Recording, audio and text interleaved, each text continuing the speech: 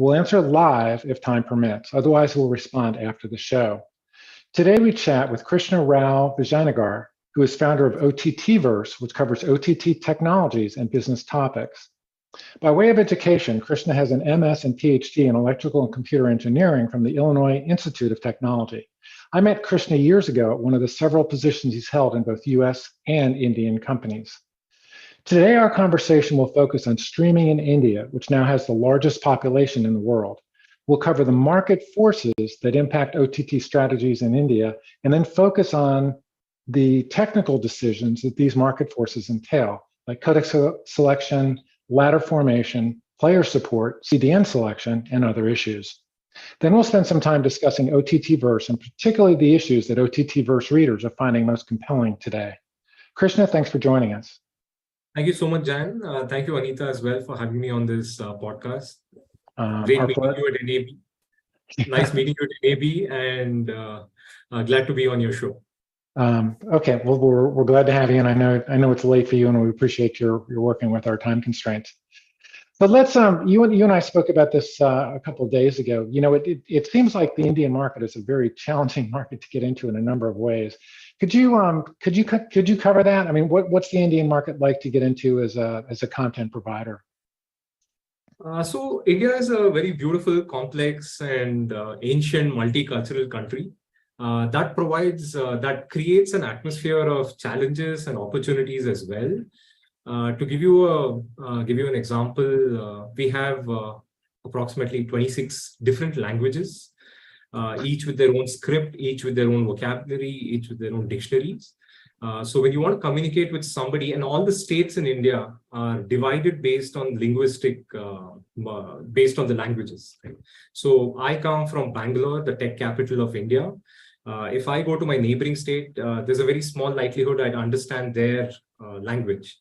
So if you think about this in terms of OTT, if I produce a movie in my language, distributing it to other parts of the country becomes a challenge, primarily because people wouldn't understand it, right? So this, though it looks like a challenge, it's very interesting from a technical perspective, brings in interesting concepts of dubbing.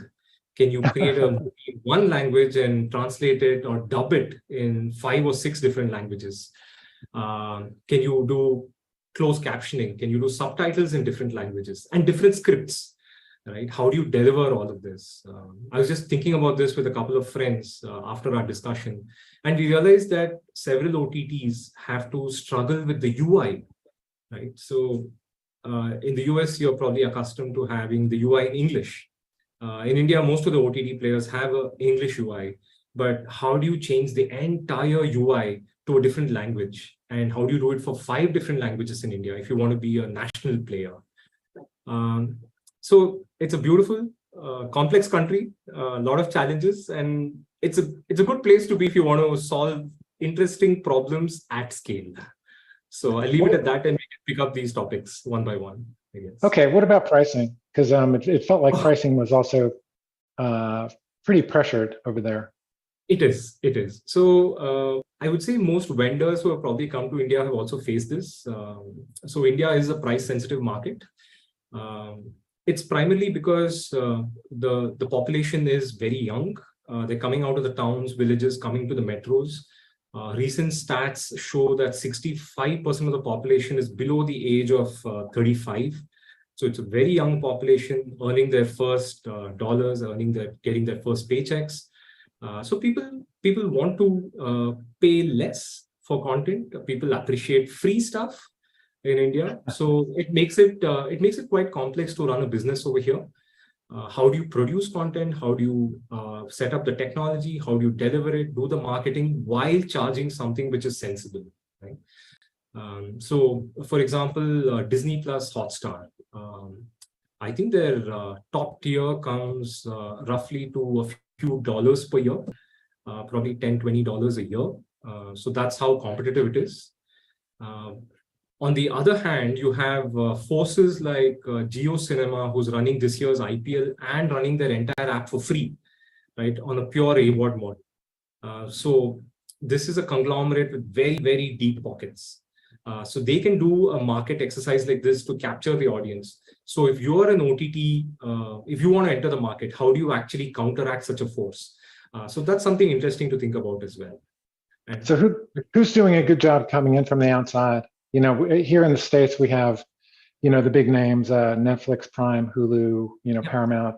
Who's doing a good job penetrating the Indian market, and what are they doing to accomplish that? So if I talk about, so when you look at the Indian context, it is interesting. You have to kind of look at it as the national play versus the regional play, just because of the language differences that I spoke about.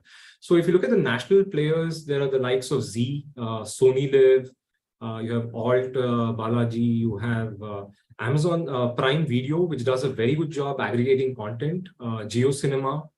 So these are interesting players. Then you have the regional players like Sun Next, which is for the Tamil market, AHA, which is Telugu. You have Marathi, you have Planet Marathi, then you have Gujarati, Shemaru Me. So you have a bunch of regional players who are doing fantastic work capturing their audiences. And then you have a very interesting phenomenon in India where the telcos are aggregating all these OTTs. So you have these super aggregators. So Jio Cinema is one. Airtel Extreme is another one. Tata Play, Binge, Hindustan Times, OTT Play. What they do is they tie up with all these OTTs. They provide all the content on a single app through a single searchable interface. So they charge a single price, right? I remember Airtel Extreme would charge roughly $1.50 a month to access 15 OTTs, right? More than 3,000-4,000 titles.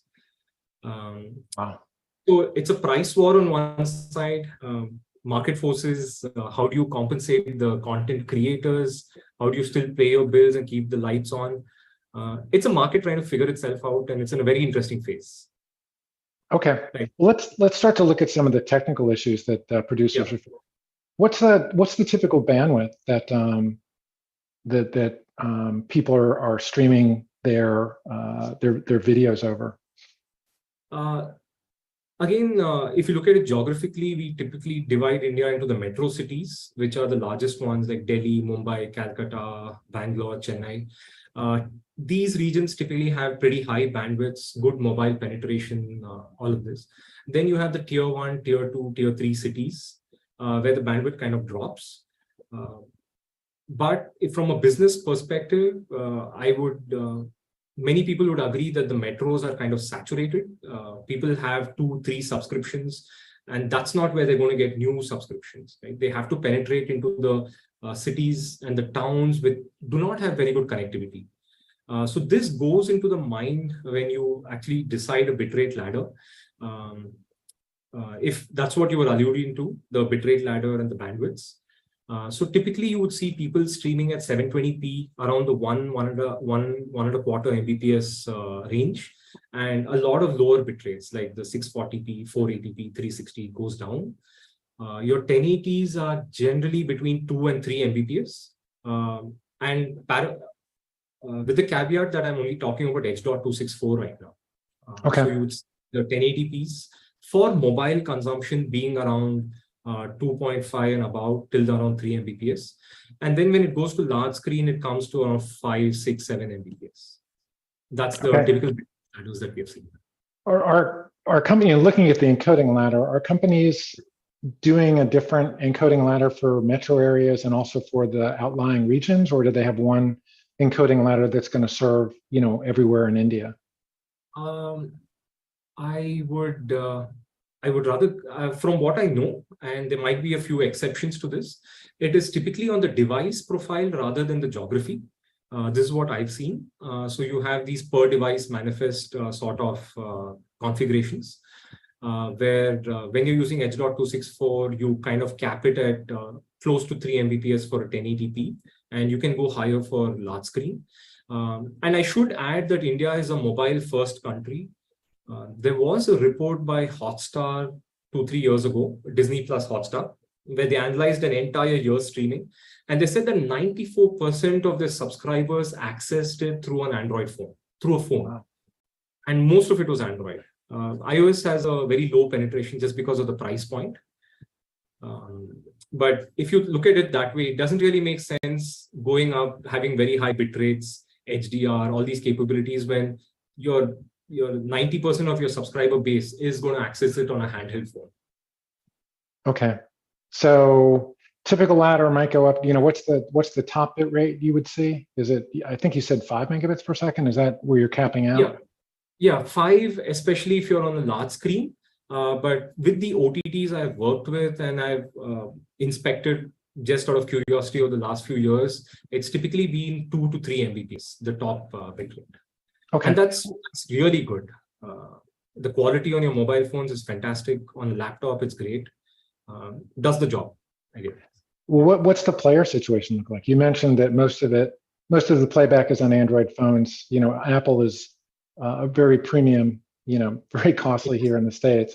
What about smart TVs and OTT devices? Or even, in the big cities, are those making penetration?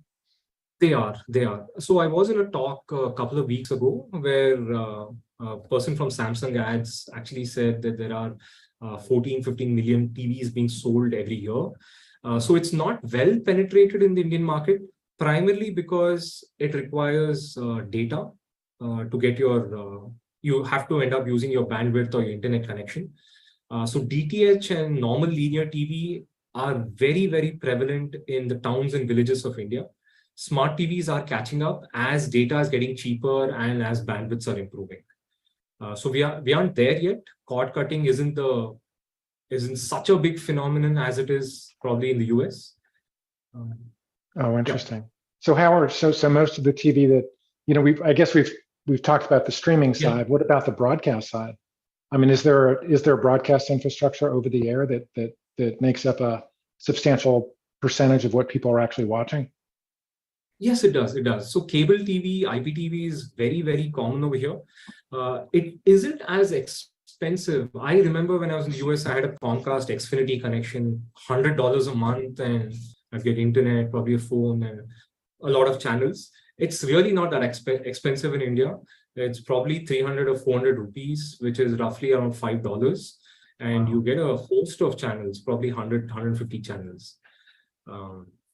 And again, it was a government regulation that you actually get a sheet of paper to your house where you can tick and you can mark what channels you want, and only those will be provided to you.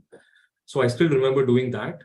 So in our house, we speak a couple of languages, just because how my parents came together. So we just choose channels from those 2 languages and we're done.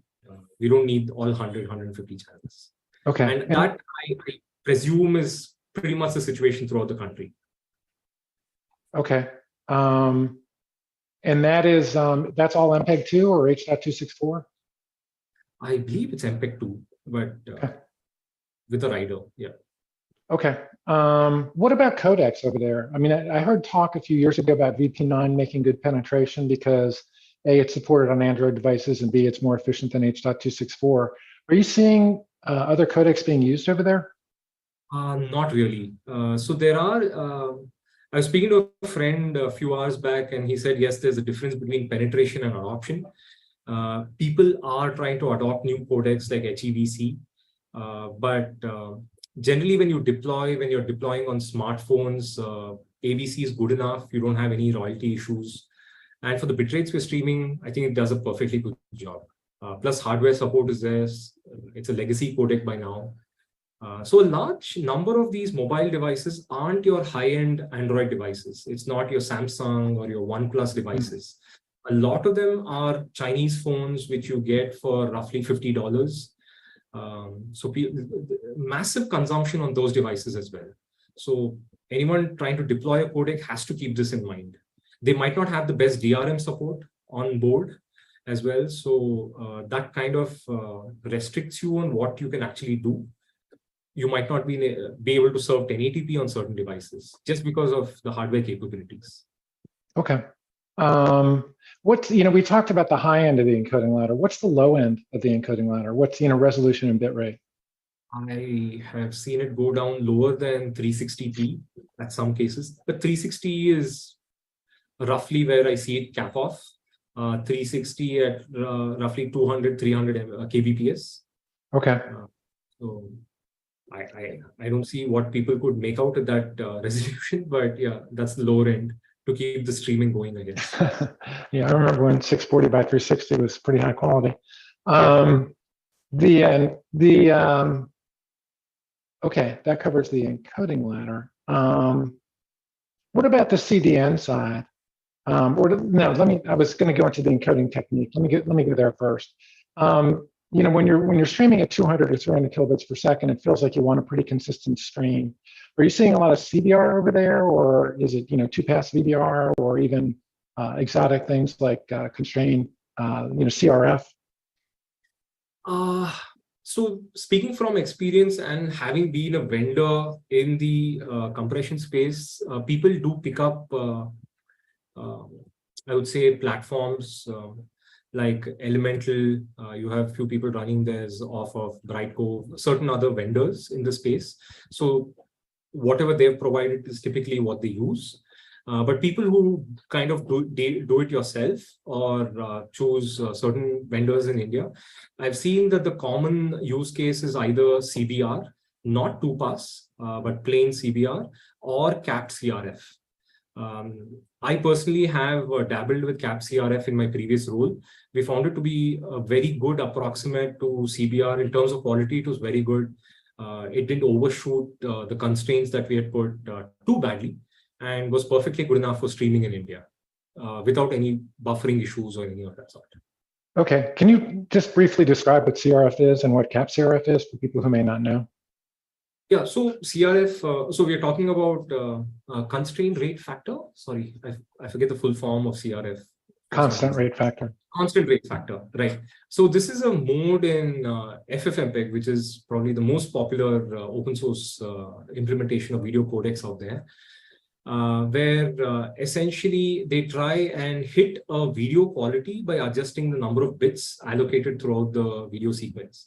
This is in contrast to CBR, where CBR tries to maintain a certain bit rate by adjusting the video quality. So you would start off, let's say you start off with an I frame that would get the highest quality. Then your P frames would get the most allocation of bits, and then it'd be distributed amongst the B frames, trying to hit your bitrate caps. CRF obviously has to do similar stuff, but it pays a greater emphasis on the quality rather than maintaining a very constant bitrate. So you might see it overshoot. You will see it overshoot, actually. So a modification of this is the capped CRF, where you can put a cap and tell CRF, maintain your video quality while not exceeding a particular bitrate by a certain percentage. So this makes it very suitable for ABR streaming. And if somebody asks why to that question, I would say bitrate is, in my understanding, is a contract between the player and the server. So when the players is told that this stream is 5 Mbps, it expects and believes that the server will send 5 megabits per second. Anything more or less by a large amount will cause problems at the player. So it's almost like a contract. Okay. CRF will end up violating that contract. Capped CRF, not much, and it provides very good quality. So what does that look like? Maybe what's that look like in the command line? So for CBR, you would set a bit rate, and then you would set the maximum bit rate, and for CBR, those two would be the same. What do you do in a CRF situation? What's the setting that you use in the command string? I believe it's the max that you set, the -BV, and then you also mentioned the CRF setting. Right. So FFmpeg has the CRF setting where 0 is almost lossless, pristine quality, which no human can make out, I would say. And 51 is really poor. Typically in practice, we have gone between 20 and 25. And this is through just GoldenEye testing and VMAF scores, where we realize certain genres don't require 18, 17. We didn't see any difference on a mobile phone. So this is why I kind of go back to the business side of things, where you understand the geography you're streaming at, the devices you're streaming to. And if you realize that 95% is going to be consuming on an Android phone, there just isn't a lot they will make out if you change your CRF setting from 24 to 25.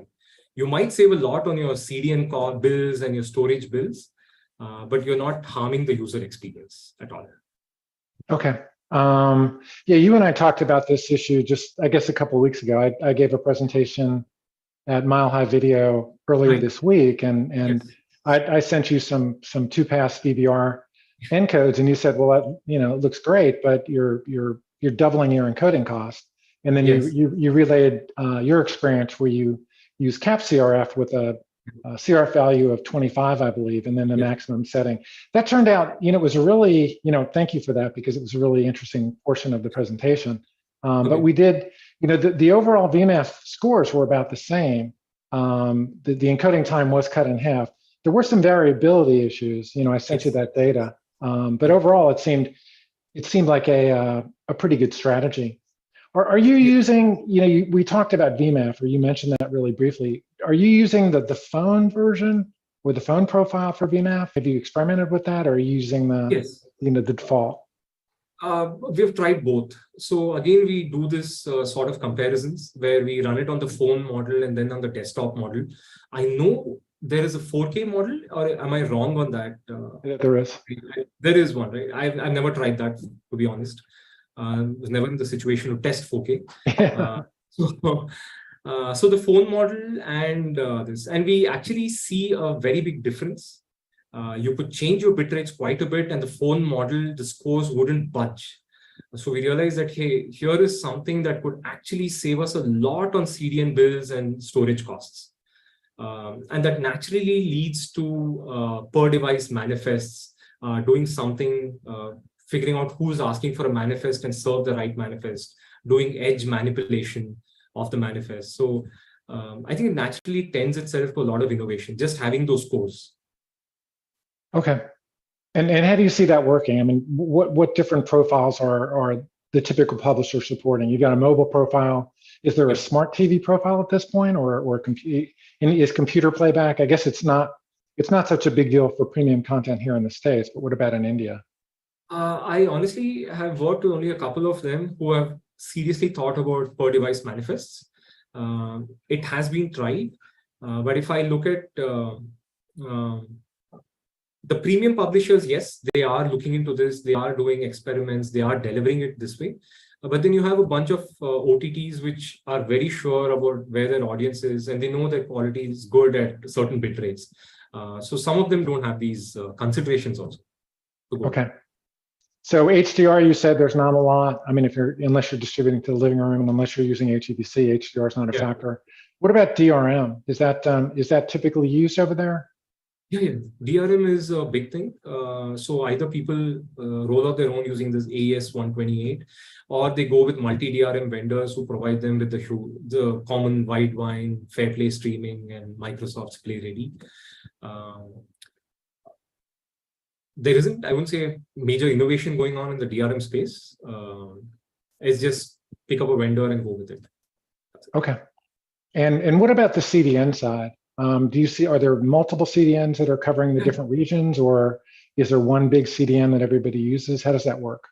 So Akamai and CloudFront are pretty popular in India. I've seen several companies do multi-CDN switching between these two. You also have Airtel, who's entered the race with a tie-up with Quilt to roll out their own CDN, and Jio is also doing the same. So you have these local, the homegrown vendors, and plus you have Akamai, CloudFront. These are the big guys in the market. Are people doing multiple CDN support with switching and yes. Okay. So it is becoming a thing over here, but to be very frank, and I've been looking at data also for the past few years, CDNs have become very reliable and very good at streaming. You only hear of an occasional hiccup and a crash. They are pretty good right now. You might do multi-CDN for certain issues, probably in a tier 2, tier 3 city where certain transmission isn't very good, or to save costs. I might have a better rate from A versus B, and then I switch them during the prime time, stuff like that. Okay.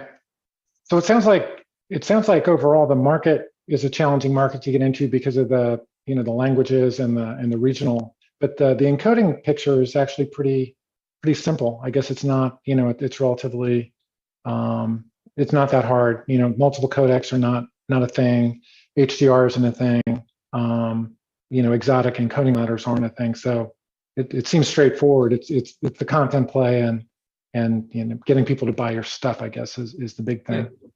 Yeah, so it's the business side, sorry to interrupt, it's actually the business side which is weighing on all these technical decisions. So I'm sure a lot of the teams are dying to deploy HEVC, VP9 and try the latest stuff. But does it actually pay off? That's the question. What percentage of revenue, if I'm an Indian OTT provider, what percentage of my revenue, and percentage of revenue, not number of subscribers, what percentage comes from inside India and outside India? Oh, Jan, probably I don't have the right answer to that question. But we were talking, and you were mentioning that there's a huge market outside of India for all the people who have left. Absolutely, and they're paying U.S. prices. They're not paying. They are. Yeah, so that point is true. I don't know the exact split, but definitely Indians are there across the world. I think the biggest hotspots are the US, UK, Canada, Middle East, and a sizable population in Africa as well, South Africa. So people streaming to these regions, they end up paying in their local currencies. I think the example that I was talking to you the other day was a particular streaming service which charges like 60 Canadian dollars over there, and probably $2 or $3 US in India. So you can make a lot of money over there. And it's also profitable to stream outside India just because of the ad CPMs. When you can earn several dollars in double digits, probably in the US. Whereas in India, it's probably $1, $2 CPMs. That's where it caps off at. Okay, and just I should have asked this back when we started talking about the content, but the subscription rates are low. Is it advertising supported, or is it subscription only? So it's most of the OTTs today do a hybrid or are going towards hybrid, having started off only subscription. So you have so in India it's a thing to have a mobile only plan. Where you can play back only on a mobile device. You can't play back on anything else. So that's your lowest price, which might come with ads, might not come with ads. And then you say, okay, here's another tier where it's on large screen, it's on mobile, but you will see the occasional pre-roll ad, mid-roll ad. And if you want to turn it off, go to the premium plan, ad-free streaming for 1 year. That's typically what happens over here. The IPL is an oddity in this entire scheme where they're streaming everything for free with an ad supported play. But there have been talks that they'll be rolling out a subscription play in the next couple of months after the IPL. So okay, it's always going to be a mix. Okay, unless you're a UGC where it's purely ad supported. Okay, got it.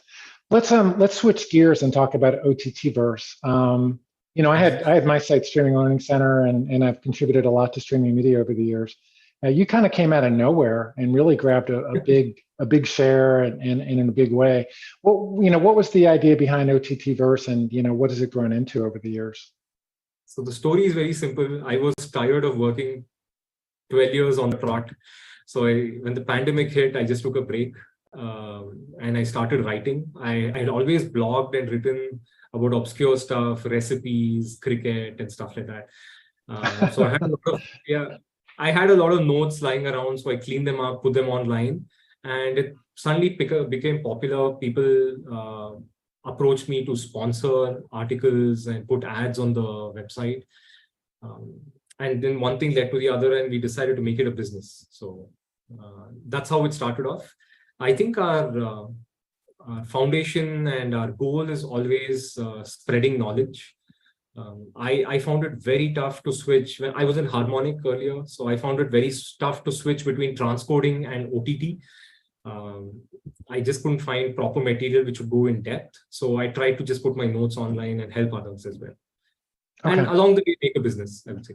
Yeah. So what are your, what statistics do you share about viewership? How many eyeballs?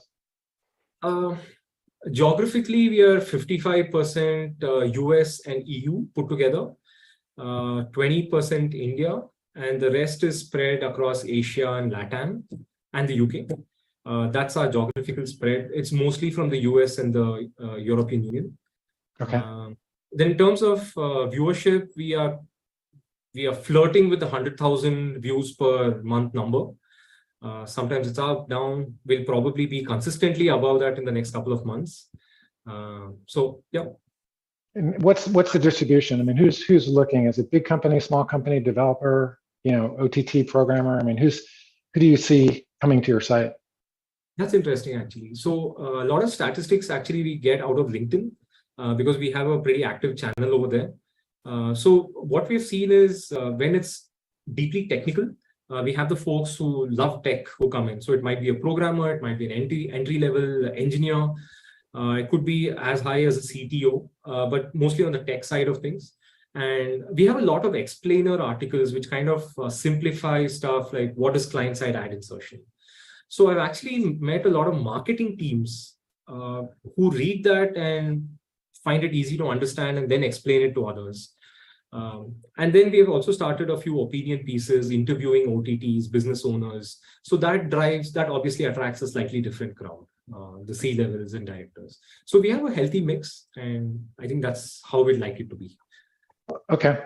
What other, you and I talked about some of the educational initiatives that you're producing from OTT Verse. What are you doing there? So inspired by a lot of your workshops, I think there is a need, truly, there is a need for concentrated workshops on probably using FFmpeg for compression, for also pre-processing, post-processing in terms of packaging, actually putting DRM together. A lot of this knowledge is hidden, and it doesn't have to be, because FFmpeg is also open source. Why can't the knowledge be also open out there? So these are where we want to do a bit of educational initiatives, and specifically targeting colleges in India, universities, because video isn't really a big topic which is taught over here. So they kind of go on the more mathematical concepts like image processing, signal processing. They skim over the video, the entire topic of video. Despite it being a super complex place, you can probably enter and exit. You can retire working on this OTT pipeline. There's enough work for the next 20, 30 years. Students aren't really aware of that when I interact with them. So that's something that we want to do as well. So what does this translate to? You and I talked about potentially doing workshops in, So this is probably going to be a couple of days workshops. If it's in person, go down to an office. Oh, sorry, that's the other thing, right? We see a lot of engineers coming into the workforce, not really understanding what is OTT. Specifically, I would even go around saying that teams, when they test, the tests are pretty simple. I press play. If it doesn't play, hey, that's a bug. But can you go a little deeper? Is there a problem in the manifest? Or can you create test cases by deleting certain files but having them on the manifest? So when the player tries to play it, something happens. Is the player supposed to crash? Is it supposed to fail gracefully? We don't know, right? So just the general education, either in the corporate region or the educational region, it could be a couple of hours or a half a day online course, or we actually go in person and walk them through an entire week, talking to them about end-to-end, right? From content upload to playback, recommendation search, and then get their hands dirty. It's not very difficult, right? If you have like 5 hours on your hand, you could learn compression, how to use the FFmpeg command line, do the HLS, set up a server, and actually stream it to Video.js. And I think when somebody presses play and it actually works, that much is enough to encourage them to take the next step. It does light you up when it actually works. What are the topics that your readers are finding interesting today? Looking at your your page views, what topics are most compelling? So we find a healthy mix between transcoding, and in transcoding we see a lot of questions still on CBR, CRF, 2pass. There are very good articles online. I mean, I don't say mine is the best. So there are very good explainers. There are good guides from the FFmpeg website itself, but people still want to understand more. They ask about the fundamentals of compression, like what's an IDR frame, what's a CRA, what's an IPB. People want to understand that. Those articles are pretty popular. How to package, that seems to be trending. Then it goes on to DRM and ad insertion, client side versus server side ad insertion. Because these are the jargon which are thrown out there in meetings. So people want to understand what's the difference, how do they work and stuff like that. Yeah. Okay. Getting some questions in. One question, I guess more specifics on the publishers who are succeeding in India. Wanting to know, how is Netflix doing? How is Prime doing? How is Hulu doing? Do you have any information to share about how successful those companies have been? I know you mentioned Prime seem to be doing pretty well. The Prime is doing well. They have a lot of original series that they've produced and released. So Prime's good. Netflix hasn't had that sort of penetration because they're primarily, I would say, a premium platform. Price point is also high. They were forced to reduce their price because they didn't find any traction in India. So they have a mobile-only plan, which is 149 rupees.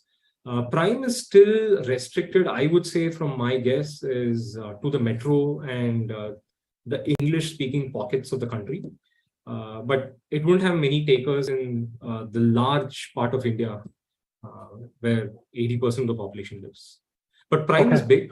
Jio has recently tied up with HBO and Warner Brothers. So all of that can now be accessed on Jio in a couple of months, I suppose. They were early on Disney Hotstar, but that relationship broke and they moved over to Jio. Hollywood content is also available through Lionsgate Play. I don't know if they have an app of their own, but they are available on aggregators. They are available on Airtel Extreme. Okay. A question came through about, what's being used in terms of packaging. Is it more HLS or Dash? I guess it's more Dash, right? It's actually both. Funnily enough, most of the news channels in India also live stream onto their websites. And all of these are unprotected HLS. So HLS is big and Dash is also big. What about CMAP? Is that making any penetration at all, or? Just because of the fact that a single DRM cannot be used, I don't see a lot of a single file format across all DRM. I've spoken to somebody a month ago and they said that it's still not on the radar to try a single file. But HLS is very HLS is popular. This is kind of an off-the-wall question. What has been the impact of the success of Slumdog Millionaire? I guess that's a few years back, but yeah. I mean, that was how did that change? Is it the perception of content in India, or what changes did that kind of deliver? I don't know, from the Indian context, it was just great that an Indian movie won an Oscar. But a lot of things, for example, the music producer, right, A.R. Rahman, who won, I think, the best music as well for Slumdog. He composed 11 songs. This is a guy who from 1992 has probably been producing like 50 to 100 songs every year, every song different, across different languages. So when Rahman won, everybody was like, high time he won something.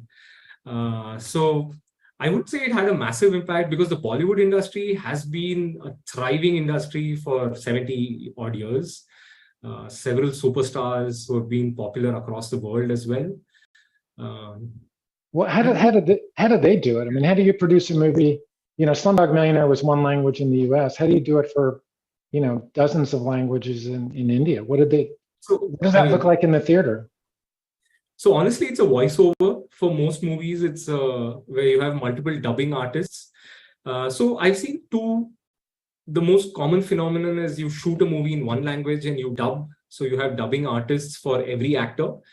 So it's the right language, the right accent, all of that. Or the movie is completely reshot. I've seen that as well. So you have a very popular series of a super cop, Dabang.